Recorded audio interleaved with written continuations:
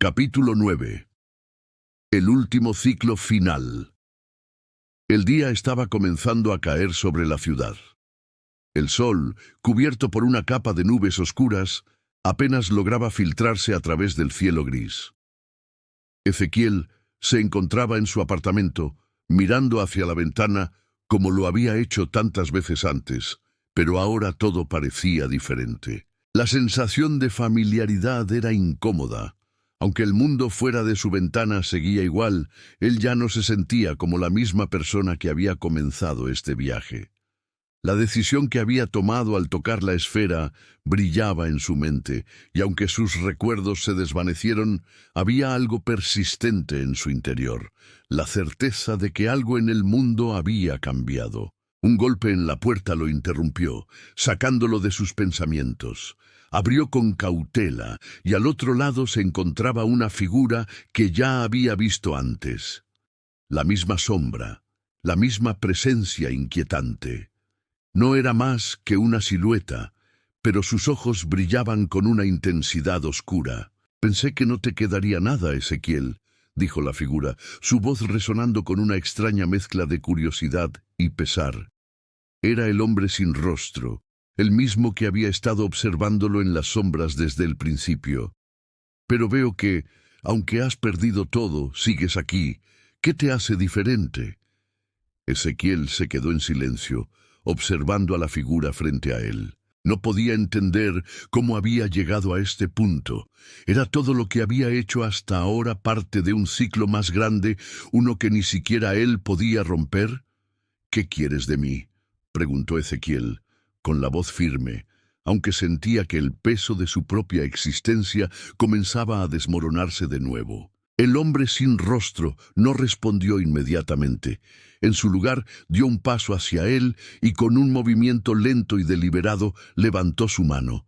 El aire a su alrededor parecía cargado de energía. La figura comenzó a hablar de nuevo, su voz más grave. «Ezequiel, todo lo que has hecho, todo lo que has descubierto, no ha sido en vano. Pero lo que no comprendes es que el ciclo nunca ha sido tuyo para romper. Eres parte de él y siempre lo serás». Ezequiel se sintió como si el suelo se desvaneciera bajo sus pies. Las palabras del hombre lo golpearon con una fuerza indescriptible. No había escapatoria. Todo lo que había creído, todo lo que había experimentado, estaba vinculado a una fuerza más grande que él. El proyecto Umbra, los hombres del rostro vacío, la manipulación del tiempo y la conciencia, todo era parte de un ciclo infinito, y Ezequiel era solo un peón atrapado en el tablero. «No quiero seguir en este ciclo», dijo Ezequiel con determinación, su voz resonando en el aire. «Ya he perdido todo, no me queda nada». La figura frente a él asintió lentamente, como si estuviera esperando esas palabras. «Eso es precisamente lo que querían que dijeras, porque al final todo es una cuestión de elección, y tú, Ezequiel, siempre tuviste la opción de elegir». Ezequiel no comprendía. ¿Qué quería decir con que él tenía la opción de elegir? Si todo había sido manipulado desde el principio, ¿cómo podía ser libre? ¿Cómo podía haber tomado una decisión propia en medio de un juego tan vasto, tan intrincado, que ni siquiera él sabía cómo había llegado allí? «¿Qué opción me queda?», preguntó, con la voz quebrada, como si ya hubiera aceptado la inevitabilidad de su destino. La figura hizo una pausa, y luego, con una calma aterradora, respondió: «La elección siempre ha sido tuya. No estás atrapado en el ciclo por azar. Fuiste elegido, pero también tienes el poder de detenerlo. Todos los que han sido parte de esta conspiración tienen el mismo poder, Ezequiel. Tú, Irene, Julián, todos nosotros. Pero hay algo que debemos entender. El sacrificio es la única forma de liberar el ciclo. Si deseas romperlo, debes renunciar a lo que eres, a lo que has sido». Ezequiel sentía que su mente estaba a punto de colapsar. La verdad que había estado buscando, las piezas que había logrado juntar, todo eso ahora se desmoronaba ante sus ojos. La libertad no era algo que podía alcanzar solo con voluntad. Tenía que abandonar su identidad, su historia, su ser para finalmente romper el ciclo. El precio de la verdad era su propia existencia. ¿Qué debo hacer?, preguntó, su voz más baja ahora, como si cada palabra le costara. La figura levantó la mano y de repente el apartamento de Ezequiel comenzó a desmoronarse, como si el espacio mismo fuera a colapsar. La luz se desvaneció y las sombras se alzaron, convirtiendo todo en oscuridad. Tienes que dejar ir todo lo que te define. Tienes que aceptar que el ciclo es más grande que tú. Cuando lo hagas, la verdad será liberada.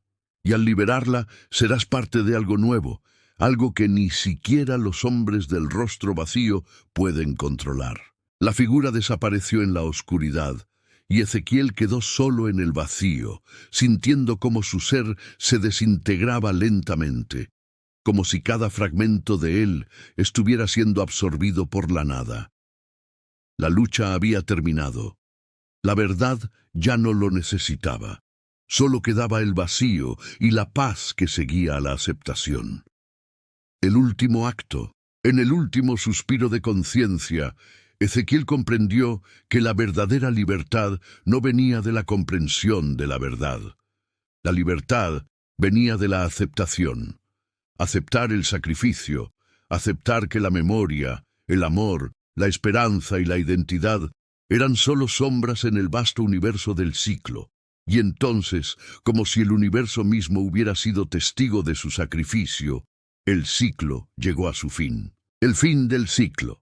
Cuando todo terminó, cuando las sombras se desvanecieron y la oscuridad se disipó, Ezequiel se encontró en un nuevo espacio. No era un lugar, sino un concepto. El tiempo ya no tenía sentido. El ciclo había terminado, pero no de la manera que él esperaba. No había destrucción ni caos, solo una quietud profunda, como si el universo, al fin, hubiera encontrado el equilibrio que tanto había buscado. Y en ese espacio vacío, Ezequiel comprendió algo que nunca habría imaginado. La verdad no es un destino, es un proceso.